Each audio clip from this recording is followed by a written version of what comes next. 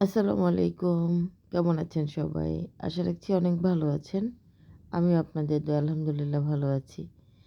আজকে হোটেলে বসে খেতে না, আজকে গিয়েছিলাম খাবার কিনতে। তো কোথায় গিয়েছি, কী খাবার কিনেছি সেই ভিডিওটা আজকে আপনাদের সঙ্গে শেয়ার করব। দেখতে থাকুন, আশা রাখছি অনেক ভালো লাগবে। তো সেদিন রাতের বেলা হঠাৎ করে গিয়েছিলাম বনশ্রীতে।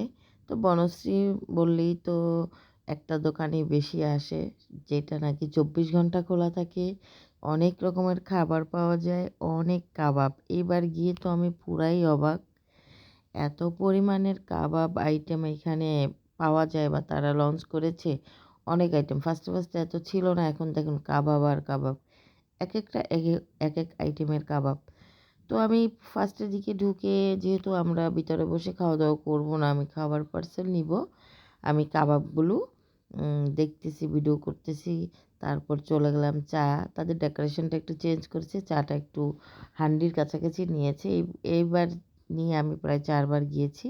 তো চাটা দেখুন কত সুন্দর করে বলক এনে এটাকে সুন্দরভাবে তৈরি করে অন্যরকম সিস্টেমে। এটা হয়তো অভিজ্ঞতা থাকলে হয় বা একটা এভারেজ আইডিয়া থাকতে হয়। যেমন লিকারটা নিল, নিয়ে দুধের মধ্যে এই তো ২ বার করলো, কত কী পরিমাণ নিল, ৩ কাপ চা বানাইলো। কালারটাও পারফেক্ট হলো, দেখতেও ভালো।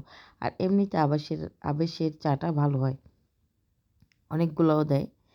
তো যাই হোক, আমি আবার তাদের এই যে একটু বলতেছিলাম যে আমি আপনাদের ইয়াতে একটু ঢুকি কিচেন ঘরে। তারপর এই কাবাবের এই সাইডটাতে গেলাম। যাওয়ার পরে তারা বিভিন্ন আইটেমের কাবাব তৈরি করছি। যেহেতু 6:30 বাজে, অনেক কাস্টমার এখন, অনেক কাবাবের কাস্টমার। তো সব কিছুই তারা রেডি করতে, সব এভারেজ এগুলো শুধু সস। সব কিছু রেডি করে সুন্দর করে তারা রেডি করে রেখেছে। কাস্টমার আসার সাথে, সাথে এগুলো দিয়ে দেয়। তারপরে ঢুকলাম হান্ডি যেখানে, সেখানে। তো যাওয়ার পরে দেখলাম যে অনেক হান্ডি বিফ রান্না করেছে। তো আমাকে একটা খুলে দেখাইলো। তারপর এইগুলাতে সবগুলাতে হান্ডি রান্না হচ্ছে। খাওয়া হবে ২৪, একদম রাত দিন সব সময় এটা খোলা থাকে। কাস্টমার অলওয়েজ টাইম থাকে। এটা হলো পেশোয়ারি। তো আমি আবার বললাম যে, "একটু নাড়াচাড়া দেন ভাই।" আর সবচেয়ে মজার বিষয় হলো, আমি সেদিন বাসায় পেশোয়ারি রান্না করেছিলাম। সেই পেশোয়ারি দিয়ে আমি এখানকার খাবো, এই একটা রুটি নিব, সেটা খাবো। তো কী রুটি নিয়েছি সেটাই বলব আজকে আমি। দেখতে থাকুন ভিডিও। তো যাই হোক, এখানে ছিল হাঁসের মাংস। তারা আবার একজনকে সার্ভ করছে। আমি আবার দেখলাম কী, কী দিল তারা।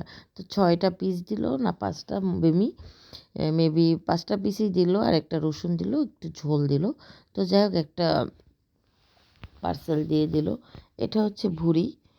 এই খাবারগুলো আসলে ভালোই লাগে, খারাপ না। খেয়েছি একবার একবার করে।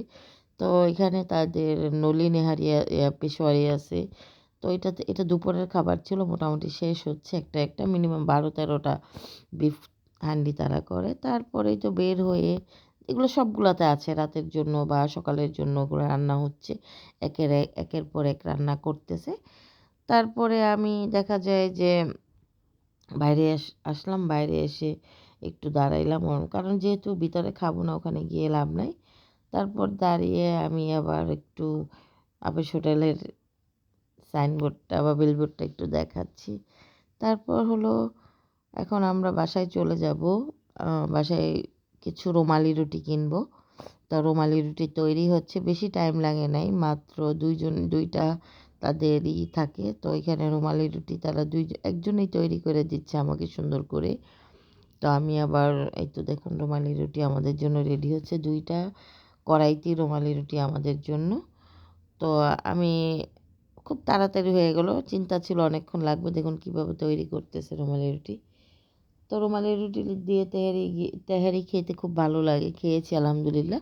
তো আজকের ভিডিওটা কেমন লাগলো কমেন্ট করে জানাবেন। ভালো লাগলে একটা লাইক, শেয়ার, পাশে থাকবেন। আর হচ্ছে আগামী সুন্দর একটা ব্লগ নিয়ে আবার হাজির হব। তো ভালো থাকবেন সবাই। আল্লাহ হাফেজ।